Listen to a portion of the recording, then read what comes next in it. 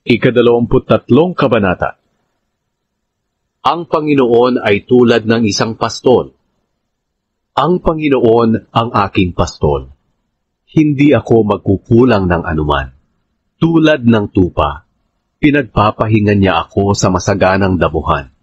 Patungo sa tahimik na batisan, ako'y kanyang inaakay. Panibagong kalakasan ako'y kanyang binibigyan. Pinapatnubayan niya ako sa tamang daan, upang siya'y aking maparangalan. Kahit dumaan ako sa pinakamadilim na libis, hindi ako matatako, dahil kayo ay aking kasama. Ang dala niyong pamalo ang sa akin ay nag-iingat. Ang inyo namang tungkod ang gumagabay at nagpapagaan sa aking kalooban. Ipinaghanda niyo ako ng piging sa harap ng aking mga kaaway.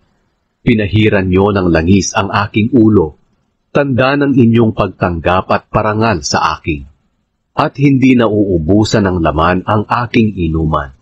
Tiyak na ang pag-ibig at kabutihan niyo ay mapapasa akin habang ako'y nabubuhay.